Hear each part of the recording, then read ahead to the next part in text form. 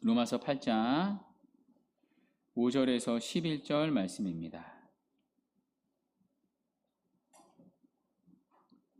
찾으신 줄 알고 5절부터 한 절씩 교독하고요. 마지막 11절을 함께 읽도록 하겠습니다. 저부터 5절 읽겠습니다. 육신을 따르는 자는 육신의 일을, 영을 따르는 자는 영의 일을 생각하나니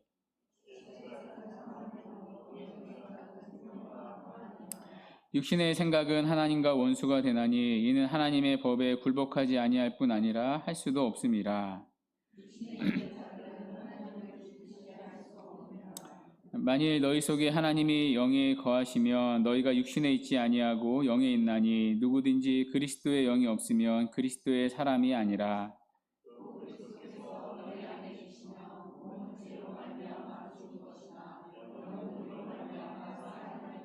함께요. 예수를 죽은 자 가운데서 살리신 이의 영이 너희 안에 거하시며 그리스도 예수를 죽은 자 가운데서 살리신 이가 너희 안에 거하시는 그의 영으로 말미암아 너희 죽을 몸도 살리시리라. 아멘. 우리는 로마서 5장을 지나고 있습니다. 로마서 8장을 지나고 있습니다. 이 로마서 8장은 뚜렷한 주제가 있습니다. 하나님의 자녀들이 누리는 절대적인 안전이라는 주제입니다.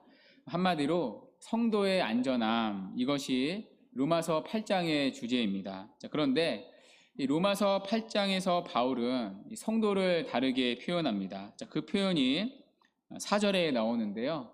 본문 위에 4절을 보시면 육신을 따르지 않고 영을 따르는 자라고 말합니다. 그러니까 성도는 누구입니까? 영을 따르는 자입니다. 여기 영은 성령을 의미합니다. 그러니까 신자는 성령을 따르는 자입니다. 반대로 불신자는 누구입니까? 육신을 따르는 자입니다. 그러니까 중간은 없습니다. 육신을 따르는 자 아니면 성령을 따르는 자, 둘 중에 하나입니다. 지금까지 바울은 분류를 해왔습니다. 한번 도표를 한번 보시겠어요? 제가 간단히 정리를 좀 해봤는데요.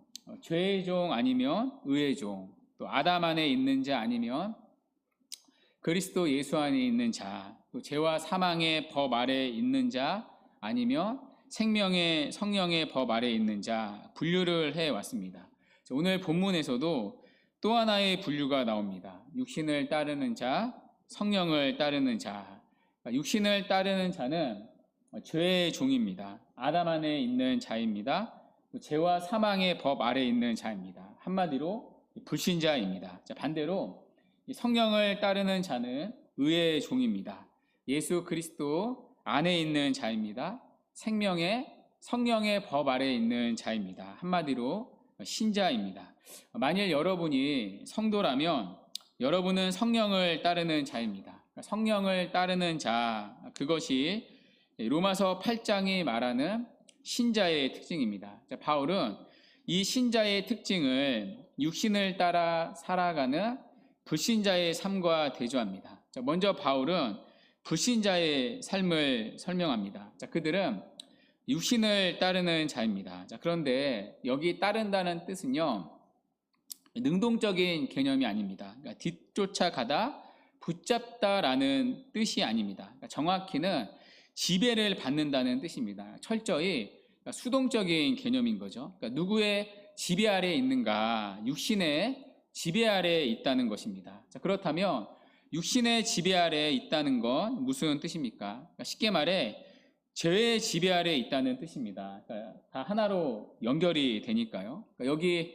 육신이라는 말은 타락한 인간의 본성이라는 뜻입니다. 하나님께 대항하는 죄된 본성을 뜻합니다. 아담 안에 태어난 모든 사람은 죄 가운데 태어납니다. 그러니까 죄 가운데 태어나 죄 가운데 자라며 죄 가운데 계속 살아갑니다. 한마디로 죄의 지배를 받으며 살아갑니다. 그러니까 죄의 종인 거죠. 그게 바로 육신의 지배 아래에 있다는 뜻입니다. 그러면 육신의 지배 아래에 있는 사람은 어떠한 특징이 있습니까? 오늘 바울은 5가지로 정리합니다. 첫 번째, 육신을 따르는 자는, 육신의 지배 아래 갇힌 자는 육신의 일을 생각합니다. 본문 5절을 한번 보십시오. 육신을 따르는 자는 육신의 일을 영을 따르는 자는 영의 일을 생각하나니. 그러니까 육신을 따르는 자와 영을 따르는 자의 차이는 무엇입니까? 바로 생각에 있습니다. 그러니까 육신의 지배를 받는 자는 육신의 일을 생각합니다. 이때 생각은 일회성이 아닙니다. 여러분, 믿는 우리도 육신의 일을 생각할 때가 있습니다. 거룩하게 살다가도 갑자기 불현듯 육신의 생각이 들어올 때가 있습니다. 죄된 생각이 틈탈 때가 있습니다. 그런데 여기서 말하는 생각은 그렇게 갑자기 찾아오는 이례적인 생각이 아닙니다. 여기에 육신의 생각은요, 앉으나 서나 육신 생각, 자나 깨나 육신의 일을 생각한다는 뜻입니다. 늘 육신의 일을 생각한다는 뜻입니다. 자, 그러면 육신의 일을 생각한다는 것은 구체적으로 무엇입니까? 자, 그것을 우리는 빌립보서 3장에서 찾을 수 있습니다. 빌립보서 3장 19절 말씀인데요. 우리 함께 한번 읽어볼게요. 시작. 그들의 마침은 멸망이요 그들의 신은 배요 그 영광은 그들의 부끄러움에 있고 땅의 일을 생각하는 자라. 아멘. 자, 여기 그들은 불신자를 뜻합니다. 육신의 지배를 받는 자들입니다. 자, 그런데 그들은 무엇을 생각하는 자입니까? 땅의 일을 생각하는 자라. 자, 그러니까 육신의 일을 생각한다는 것은 뭘 생각하는 겁니까? 땅의 일을 생각한다는 뜻입니다. 그러니까 위의 것이 아니라 땅의 일을 생각하는 자입니다. 앉으나 서나 자나 깨나 그들의 생각은 위의 것이 아니라 땅의 것을 생각합니다. 자, 그러니까 그들은 위의 것을 생각하지 못합니다. 그러니까 그들의 생각은 땅의 것에만 머물러 있습니다. 오직 눈에 보이는 것, 일시적인 것, 세상에 속한 것밖에는 생각하지 못합니다. 자, 그들은 보이지 않는 것을 생각하지 못합니다. 영원한 것을 생각하지 못합니다. 이 세상 너머에 있는 것을 생각하지 못합니다. 그들은 영적인 모든 것들로부터 단절되어 있습니다. 뭐든지 눈에 보이는 것, 만질 수 있는 것, 이 세상에 속한 것만 관심을 가질 수 있습니다. 그것이 바로 육신의 일을 생각한다는 뜻입니다. 이뿐만이 아닌데요.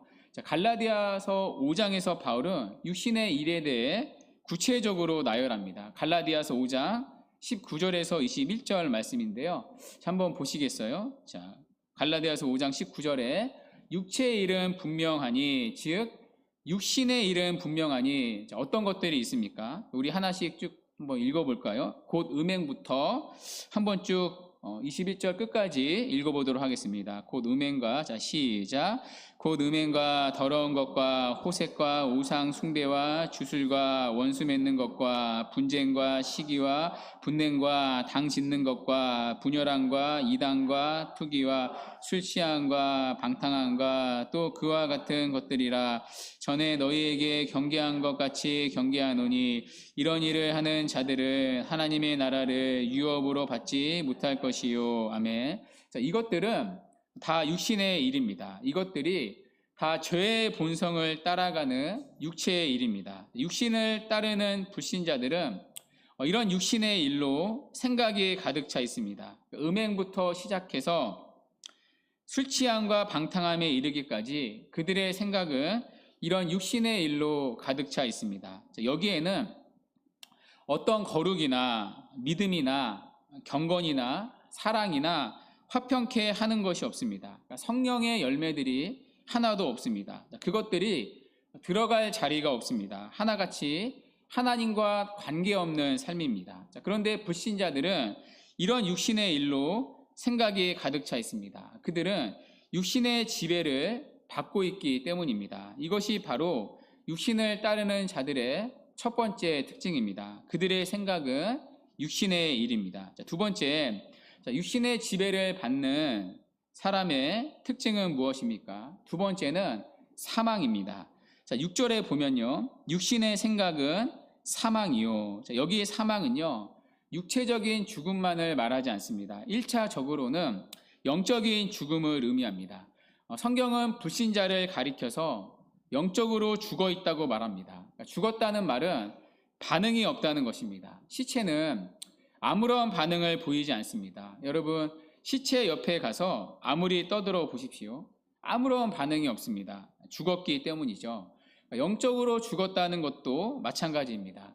영적으로 죽었다는 것은 하나님께 대하여 아무런 반응이 없다는 것입니다. 육신을 따르는 불신자들은, 육신의 지배 아래 갇힌 불신자들은 다른 모든 것에는 살아 있습니다. 작년인가요? 스타벅스에서 한정판 텀블러를 판매한 적이 있습니다. 그때 사람들이 새벽부터 줄 서서 기다리고 있는 모습을 보았습니다. 그런 거 보면 죽어 있지 않습니다. 살아 있습니다. 가끔가다 인터넷 기사에서 백화점 오픈런을 볼 때가 있습니다. 어느 브랜드 매장에서 나오는 신상을 사려고 오픈런을 하는 기사를 보았습니다. 어떻게든 앞줄에 서려고 정신없이 매장에 뛰어가는 것을 사진으로 보았습니다. 땅의 것들에 대해서는 죽어 있지 않습니다. 살아 있습니다. 그러나 하나님에 대해서는 아무런 반응이 없습니다. 영적으로는 사망의 상태입니다. 가끔가다 저는 그런 생각합니다. 만약 오늘 강단에, 주일 강단에 BTS가 선다면 어떻게 될까? 제가 아니라 BTS가 강연을 한다고 하면 어떻게 될까? 우리 교회에서도 처음으로 오픈런을 보게 될 것입니다. 우리 교회 성도만 아니라 이 동네 사람들이 전부 다 우리 교회로 모이게 될 것입니다. 심지어 옆에 있는 학원의 학생들조차도 다 예배당에 모이게 될 것입니다. 심지어 앞줄을 차지하기 위해서 어제 밤부터 예배당 앞에 텐트를 치고 자는 사람들도 있을 겁니다. 아마 오늘 BTS가 강단에 섰다면 여러분들도 이렇게 뒤에 앉아있지 않았을 겁니다. 늦게 오지도 않았을 겁니다. 최대한 앞자리부터 앉아있을 것입니다. 그러나 안타깝게도 BTS가 아니라 제가 서 있습니다. 굉장히 아쉬워하는 웃음인데요. 그래서 오늘도 오픈런을 볼 수가 없습니다. 가끔가다 이런 생각도 합니다. 만약에 오늘 이 시간에 아파트 분양권을 나눠주면 어떻게 될까? 자, 그런데 조건이 선착순이다. 그러면 어떻게 될까요? 우리는 또 오픈런을 보게 될 것입니다. 아무도 예배 시간에 늦지 않을 겁니다. 우리뿐만이 아닙니다. 믿지 않는 사람들은 더 빨리 예배당으로 모일 것입니다. 그들의 생각은 온통 땅의 것들이기 때문입니다. 자, 그러나 오늘도 오픈런은 일어나지 않았습니다. 오늘도 강단에서는 어김없이 하나님의 말씀이 선포되기 때문입니다. 자, 그래서 오늘도 세상 사람들은 예배당을 지나쳐 버립니다. 이 땅의 것들에는 살아 있어도 하나님에 대해서는 죽었기 때문입니다. 자, 그것이 육신의 지배 아래 있는 사람들의 두 번째 특징, 육신의 생각은 사망입니다. 자, 세 번째 육신을 따르는 사람의 특징은 무엇입니까? 자, 세 번째 특징은 7절에 나오는데요. 우리 7절 함께 한번 읽어보도록 하겠습니다. 시작. 육신의 생각은 하나님과 원수가 되나니 이는 하나님의 법에 굴복하지 아니할 뿐 아니라 할 수도 없습니다. 아멘. 자, 하나님과 원수로 사는 것, 이것이 육신의 지배 아래 있는 사람의 세 번째 특징입니다. 자, 인간은 나면서부터 육신의 지배 아래 태어납니다. 그러니까 죄의 종으로 태어나죠. 그러니까 하나님에 대항하는 타락한 본성을 가지고 태어납니다. 자, 그래서 마치 상관의 명령에 불복하고 반항하는 군인처럼 육신을 따르는 불신자는 하나님께 대해서 거역하고 반항합니다. 하나님의 권위를 싫어합니다. 하나님의 간섭을 싫어합니다. 하나님의 기준을 싫어합니다. 하나님의 존재를 싫어합니다. 하나님에 대한 증오와 적개심으로 가득 차 있습니다. 이게 육신의 지배를 받는 사람의 디폴트 값입니다. 자, 그 예를 우리는 이번에 열리고 있는 파리에서 열리고 있는 올림픽에서 확인할 수 있습니다. 올림픽 개막식을 본 분들은 아실 겁니다. 저도 생방으로 본 건 아니고 나중에 몇 개 이제 짤로 보았는데요. 이 개막식을 보면 하나님을 모독하는 퍼포먼스들이 있었습니다. 그 중에 하나가 최후의 만찬을 패러디한 퍼포먼스였습니다. 레오나르도 다빈치가 그린 최후의 만찬을 이제 패러디했는데요. 예수님의 자리에 여장 남자를 앉혔습니다. 그러니까 레즈비언을 앉힌 거죠. 그러니까 레즈비언을 옹호하기 위해서 다른 종교가 아니라 하필 기독교를 조롱을 했습니다. 예수님에 대한 신성 모독 아닙니까? 이뿐만이 아니었죠. 개막식에는 황금 송아지도 등장을 했습니다. 황금 송아지는 출애굽한 이스라엘 백성들이 시내산에서 숭배했던 우상이었습니다. 자, 그런데 배교를 의미하는 황금 송아지를 오륜교 옆에다 세워 놓았습니다. 자, 그 외에도 몇 개가 더 있었는데요. 반기독교적이고 반성경적인 퍼포먼서들이 가득했습니다. 아마 보신 분들은 아실 겁니다. 이건 제 억측이 아닙니다. 요즘 말로 억가라고 하는데요. 억가라고 하기에는 성경과 관련된 컨텐츠들이 너무나 많았습니다. 보면서 이런 생각이 들었습니다. 진짜 성경의 말씀대로 말세의 증세들이 뚜렷이 나타나고 있구나. 여러분, 정말 우리와 우리 자녀들이 깨어 있어야 하는 시대입니다. 자, 그런데 이게 육신의 지배를 받는 사람의 모습입니다. 하나님을 대적하고 반항하는 마음으로 가득 차 살아갑니다. 자, 그렇기 때문에 육신을 따르는 사람의 네 번째 특징이 있습니다. 자, 바로 이어서 나오는 7절의 말씀인데요. 하나님의 법에 굴복하지 아니할 뿐 아니라 할 수도 없습니다. 자, 그들은 하나님의 말씀에 순종하지 않습니다. 당연하죠. 하나님께 대하여 적대심을 가지고 있으니까요. 그분의 말씀도 순종하지 않습니다. 자, 그런데 바울은 하나님의 법에 순종하지 아니할 뿐 아니라 이어서 뭐라고 말합니까? 순종할 수 없다고 말합니다. 그러니까 순종하고 싶은 마음의 소원도 없다는 것입니다. 영적인 욕구가 마음 안에 일어나지 않는다는 것입니다. 하나님의 말씀에 대한 영적인 욕구가 그 안에 하나도 일어나지 않습니다. 하나님의 말씀을 알고 싶지 않습니다. 하나님의 말씀이 어떠한가 궁금하지 않습니다. 하나님의 말씀에 대한 영적인 갈망이 전혀 없습니다. 그러니까 다른 것에는 갈망이 있습니다. 그러나 하나님의 말씀에 대해서는 배고픈 식욕이 없습니다. 땅의 것들에는 갈망이 있습니다. 어디에 돈이 들어온다고 하면 기회에 번쩍 들어옵니다. 자, 그러나 구원의 진리에 대해서는 아무런 갈망이나 감동이 없습니다. 하나님의 말씀에 대해서는 배고픈 식욕을 느끼지 못합니다. 하나님의 말씀을 알고자 하는 일에 영적인 갈망이나 열심이 없습니다. 하나님의 말씀을 알았다 하더라도 순종하지 않습니다. 그들은 육신의 지배 아래 갇힌 자이기 때문입니다. 죄의 본성을 따르기 때문입니다. 그래서 그들은 하나님의 말씀이 아니라 죄를 따라 살아갑니다. 그래서 마지막 다섯 번째, 육신을 따르는 자들의 특징은 무엇입니까? 8절에 육신에 있는 자들은 무엇을 할 수가 없습니까? 하나님을 기쁘시게 할 수가 없습니다. 이것이 육신의 지배 아래 갇힌 사람의 특징입니다. 육신을 따르는 자들의 특징입니다. 그러면 영을 따르는 자들은 어떠한 특징이 있습니까? 간단합니다.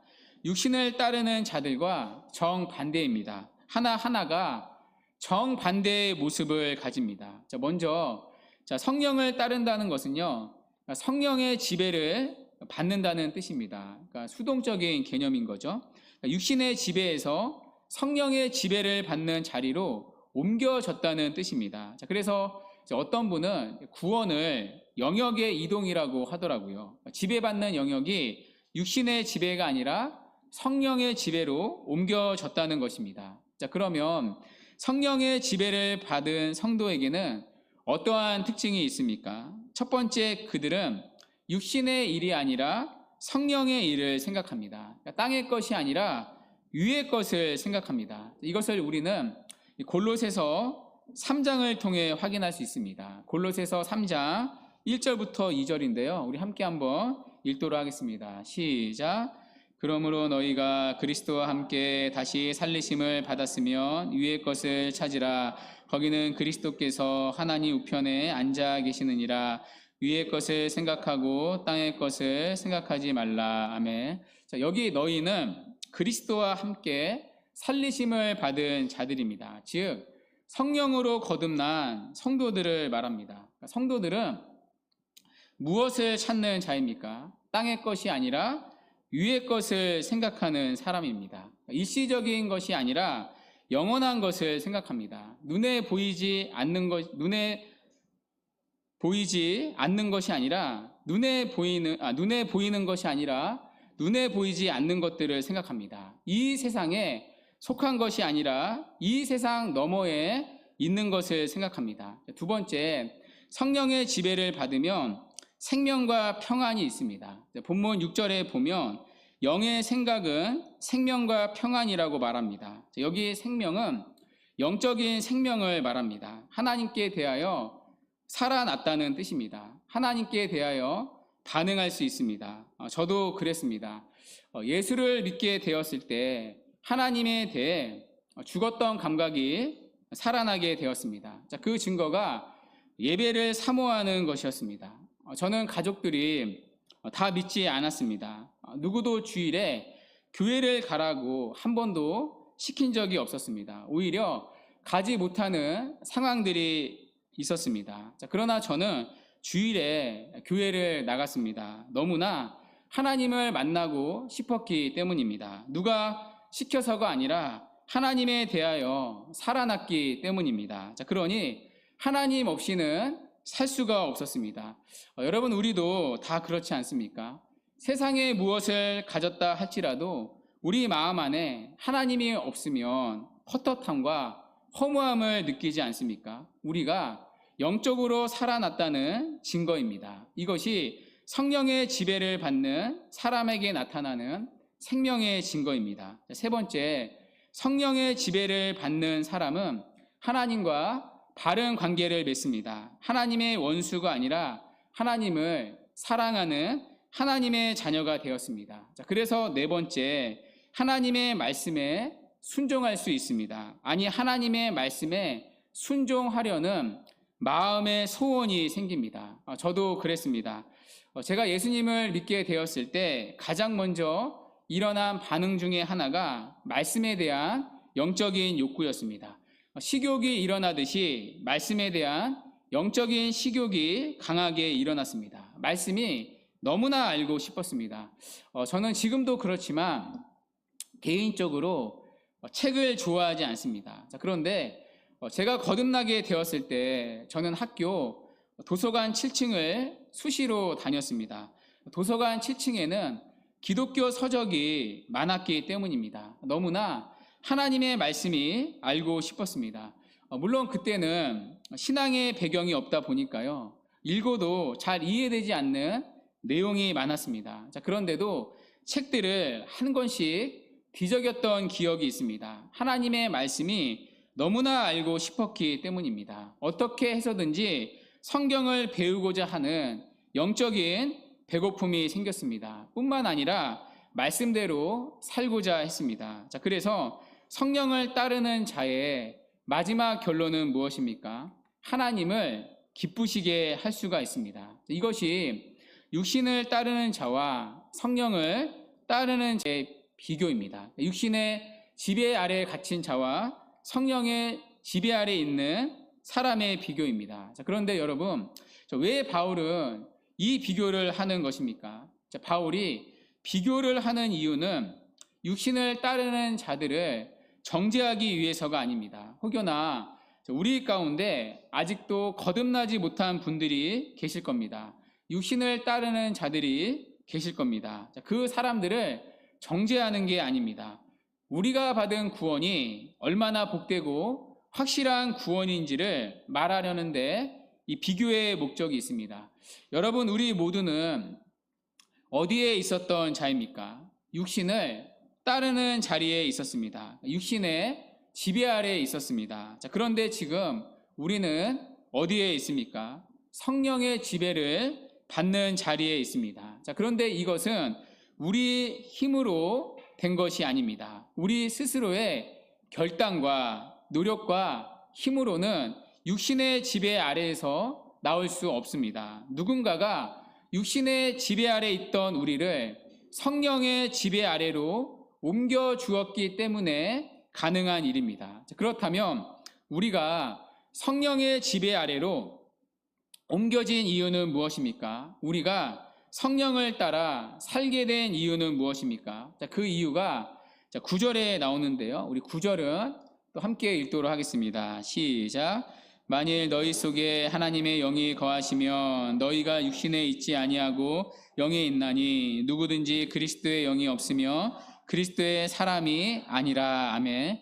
자, 우리가 성령의 지배 아래 있게 된 이유는 무엇입니까? 우리 안에 하나님의 영, 즉 성령이 내주하시기 때문입니다. 하나님의 영이 우리 안에 오셨기 때문에 가능한 일입니다. 하나님의 영, 성령이 우리 안에 오셨기 때문에 우리는 더 이상 육신의 지배가 아니라 성령의 지배 아래 있게 된 것입니다. 성령의 지배 아래 있기 때문에 성령을 따르는 일들이 우리 안에 자연스레 일어나게 되었습니다. 우리 스스로 결단해서 일어난 일이 아닙니다. 내가 성령의 일을 생각해야지, 내가 이제는 하나님의 법에 굴복해야지, 내가 하나님의 말씀을 사모해야지, 우리 스스로 결단해서 일어난 일이 아닙니다. 여러분, 우리는 육신에 속한 자였기 때문에 영적인 일들을 할 수 없는 자들이었습니다.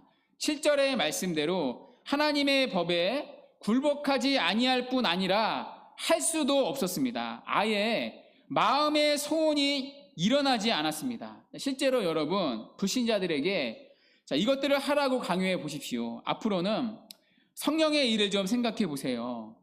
하나님의 말씀을 좀 읽어보세요. 하나님의 말씀에 순종해 보세요. 땅의 것이 아니라 위의 것들을 좀 생각해 보세요. 그러면 생명을 누리고 평안을 누립니다. 자, 그렇게 말해도 그들은 따를 수가 없습니다. 결단해서 되는 문제가 아닙니다. 부추겨서 되는 게 아닙니다. 그들에게는 이런 생각이 따라다니지 않습니다.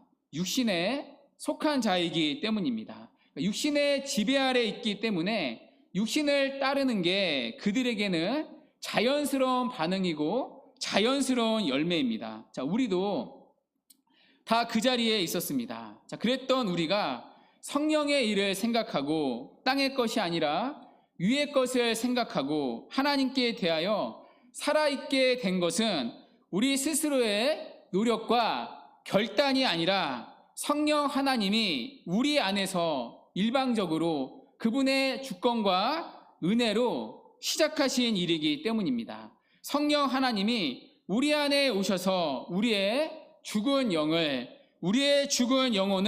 살려주셨기 때문입니다. 즉 하나님께 대하여 반응할 수 있도록 우리의 영혼을 거듭나게 하셨기 때문입니다. 자, 그래서 우리는 하나님을 믿을 수 있게 되었습니다. 하나님을 사랑할 수 있게 되었습니다. 하나님의 말씀을 즐거워하게 되었습니다. 예수님을 구주로 고백할 수 있게 되었습니다. 이 땅이 아니라 위의 것을 보게 되었습니다. 이 세상이 아니라 이 세상 너머에 있는 것을 보게 되었습니다. 일시적인 것이 아니라 영원한 것에 눈뜨게 되었습니다. 자, 그래서 우리는 사망이 아니라 생명과 평안을 누리며 이 땅을 살게 되었습니다. 주 안에 사랑하는 여러분, 이것이 얼마나 감사한 일입니까? 우리가 하나님을 알게 된 것, 위의 것을 보게 된 것, 영적으로 죽었던 우리가 하나님을 아는 생명을 누리게 된 것, 이 세상이 아니라 이 세상 너머에 영원한 나라를 믿게 된 것, 그리고 그것 때문에 날마다 구원의 확신을 누리는 것, 그래서 평안을 누리며 살게 된 것, 얼마나 감사한 일입니까? 여러분, 감사하지 않으십니까? 여러분, 저는 믿지 않는 가정에서 태어났습니다. 그래서 그런지 이 사실이 너무 감사합니다. 저는 육신에 속했던 자입니다. 스스로는 육신의 자리에서 나올 방법이 없었습니다. 가족들 가운데 아무도 믿지 않았기 때문입니다. 자, 그러나 하나님이 저를 예배 가운데, 말씀을 듣는 가운데 저를 찾아와 주셨습니다. 하나님의 영이 저를 찾아오셔서 그리스도의 사람으로 거듭나게 하셨습니다. 저는 이 사실 하나만으로도 너무 감사합니다. 내가 예수님을 믿게 된 것, 내가 죽음도 두려워하지 않게 된 것, 하나님을 알지도 못하고 하나님을 미워했던 내가, 육신의 지배 아래 있던 내가 성령의 지배를 받게 된 것, 예수님 때문에 죄를 죄로 알게 된 것, 죄를 용서받게 된 것, 의롭다 여김을 받게 된 것, 죄와 사망의 권세에서 해방된 것, 그래서 내가 생명의 자리에 있게 된 것, 죽어도 천국에 간다는 확신이 있다는 것, 그리고 내가 하나님의 말씀을 즐거워할 수 있게 된 것, 그리고 지금도 하나님의 말씀이 나에게 실제적인 위로가 된다는 것, 그래서 사망이 아니라 생명과 평안을 누리며 살게 된 것, 그것 하나만으로도 저는 너무나 감사합니다. 특별히 장례식을 다녀오는 날에는, 장례식을 마치고 돌아오는 길에는 더 그렇습니다. 여러분은 어떻습니까? 여러분 혹시 송명희 시인 아십니까? 복음 성가 중에 나라는 찬양이 있습니다. 그 찬양의 가사를 쓴 분인데요. 다 아실 겁니다. 이 송명희 시인은 태어나면서부터 목에 탯줄이 감겨서 나왔습니다. 이 탯줄이 감겨서 나오다 보니까 호흡이 안 되었겠죠. 그래서 내성마비가 왔습니다. 중증 장애인, 1급 장애인이 되었습니다. 이 송명희 시인이 나이가 17살이 될 때까지 밖을 나가본 적이 없었습니다. 송명희 시인이 이렇게 얘기를 하더라고요. 자기가 너무너무 사람들을 부러워하고 자신이 정말 못나 보일 때가 언제였냐면, 자기가 창밖을 내다보면 자기 또래 친구들이 가방을 메고 학교 가는 모습을 볼 때였다고 합니다. 그런데 자기 부모님은 자기가 이 내성마비를 앓고 있으니까 혹 나가서 남들에게 위해를 가하고 이 좋지 않는 모습을 보이는 게 부끄럽고 하니까 이 밖에 나가는 것을 철저히 금했다고 합니다. 자, 그래서 내 인생은 뭔가, 도대체 나는 왜 이렇게 살아야 하는가, 자신의 인생을 이해할 수 없었다고 합니다. 자, 그런데 어느 날 17살이 되던 해에 하나님이 찾아오셨습니다. 아무 소망도 없는 송명희 시인에게 하나님이 찾아오셨습니다. 자, 그리고 찾아왔을 때 그의 영혼은 거듭나게 되었습니다. 자, 그때 비로소 영적인 눈이 열리게 되었습니다. 자, 그리고 나서는 단숨에 써내려간 고백이 있는데, 그 고백이 바로 나라는 찬양의 가사였습니다. 여러분 잘 아시죠? 나 가진 재물이 없고, 나 다른 사람이 가지고 있는 지식 내게 없으며, 나 다른 사람들에게 있는 건강 내게 없으나 나는 다른 사람들에게 없는 것이 내게 있습니다. 나 남이 못 본 것을 보았고, 나 남이 듣지 못한 것을 들었고, 나 남이 받지 못한 사랑을 받았고, 나 남이 깨닫지 못한 것을 깨닫게 되었습니다. 공평하신 하나님이 나 남이 가진 것 나 없지만 공평하신 하나님이 나 남이 없는 것 갖게 하셨습니다. 여러분, 이것은 무엇을 의미하는 것입니까? 그에게 바로 하나님의 영이 임했다는 고백입니다. 영적으로 그가 거듭났기 때문에 전에는 보지 못하고 듣지 못하고 깨닫지 못했던 영의 일들을 깨닫게 되었다는 것입니다. 비로소 그때 하나님의 사랑과 십자가의 사랑과 구원의 은혜를 알게 되었다는 것입니다. 이것이 바로 우리가 받은 구원입니다. 그리고 이것이 바로 육신의 지배 아래서 성령의 지배 아래로 옮겨진 자의 고백입니다. 자, 그렇다면 여러분, 이 구원의 감격이 여러분에게도 있으십니까? 이것이 여러분 마음속에 작동하고 있다면 이것보다 더 귀하고 값진 것이 없습니다. 만일 여러분이 하나님을 알게 된 것 때문에 정말 감사하다면 이보다 복된 것이 없습니다. 만일 여러분이 이 땅의 것이 아니라 위의 것 때문에 평안을 누린다면 이보다 복된 것이 없습니다. 만일 여러분이 하나님의 말씀을 갈망하고 있다면, 그리고 하나님의 말씀에서 매일 실제적인 위로를 누린다면 이보다 더 복된 것이 없습니다. 여러분은 하나님의 영이 거하신 그리스도의 사람이기 때문입니다. 육신의 지배 아래에서 성령의 지배 아래로 이미 옮겨진 자이기 때문입니다. 죄와 사망의 권세에서 해방되어 하나님의 사랑의 아들의 나라로 이미 옮겨진 자이기 때문입니다. 주 안에 사랑하는 여러분, 이 구원의 은혜가 우리 모두에게 있기를 바랍니다. 오늘 본문 4절부터 8절에 나오는 육신을 따르는 자들의 증거가 아니라 성령을 따르는 자들의 증거가 여러분의 삶 가운데 확인되고 고백되는 은혜가 있기를 바랍니다. 그것이 진짜 우리가 누리는 영원한 복이기 때문입니다. 자, 마지막으로 우리 본문 10절부터 11절 한번 보십시오. 자, 우리의 구원은 이미 보장되어 있습니다. 자, 그 증거가 우리 안에 계신 성령 하나님이십니다. 자, 본문 10절을 한번 보십시오. 여러분, 이 10절에서 세 단어를 한번 표시해 보십시오. 먼저 10절 맨 앞에 그리스도께서 너희 안에 계시면에 표시해 보십시오. 자, 이 말은 그리스도의 영, 성령이 너희 안에 계시면이라는 뜻입니다. 이어서 10절 뒷부분에 나오는 영이라는 단어에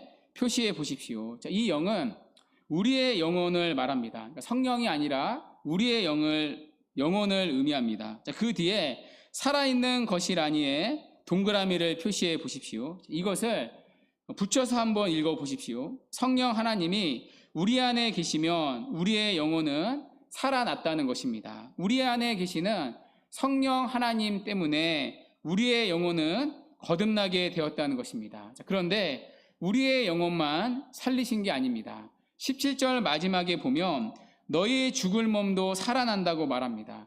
우리의 죽을 몸도 살리실 것입니다. 몸의 부활도 있다는 것입니다. 자, 그런데 이 몸의 부활을 어떻게 확신할 수 있습니까? 11절을 다시 보십시오. 자, 바로 우리 안에 계신 성령 하나님 때문입니다. 그러니까 성령 하나님은 예수를 죽은 자 가운데 살리신 분입니다. 자, 그런데 그 성령 하나님이 우리 가운데 계시다면 우리의 부활은 그리스도의 부활만큼 확실하다는 것입니다. 우리의 죽은 몸도 반드시 부활하게 된다는 것입니다. 우리에게는 몸의 부활의 소망이 있습니다. 그 보증이 바로 우리 안에 계신 성령 하나님이십니다.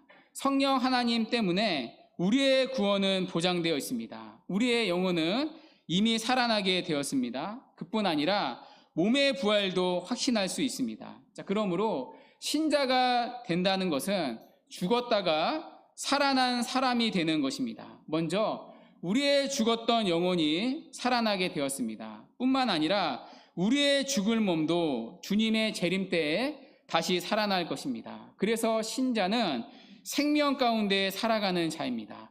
죄와 사망의 권세에서 해방되어 생명의 성령의 권세 아래 살아가는 자입니다. 오늘 본문의 표현으로는 더 이상 사망이 아니라 생명과 평안을 누리며 살아가는 자입니다. 왜냐하면 신자는 성령의 내주하심으로 육신의 지배가 아니라 성령의 지배 아래 살아가는 자들이기 때문입니다. 주 안에 사랑하는 여러분, 이 신자됨의 복이 우리 가운데 있기를 바랍니다. 육신의 지배를 받는 자리가 아니라 성령의 지배를 받는 자리에 우리 모두가 있기를 바랍니다. 그래서 사망이 아니라 생명과 평안을 누리며 살아가는 우리가 되기를 바랍니다. 그리고 만일 여러분이 성령의 지배 아래 있게 된 자라면 육신이 아니라 더욱더 성령을 따라 살아가는 은혜가 있기를 바랍니다. 그것이 진짜 복입니다. 우리는 새롭게 한 주를 살아갑니다. 이번 한 주는 땅의 것이 아니라 위의 것을 더욱더 찾으며 살아가시기 바랍니다. 눈에 보이는 것이 아니라 눈에 보이지 않는 것에 더욱더 우리의 마음을 쏟으며 가치를 두며 살아가시기 바랍니다. 일시적인 것이 아니라 영적인 것에 더욱더 소망을 두며 살아가기 바랍니다. 그래서 구원받은 성도답게 육신의 지배가 아니라 성령의 지배를 받으며 살아가는 복된 한 주가 되기를 주님의 이름으로 간절히 축원합니다. 아멘.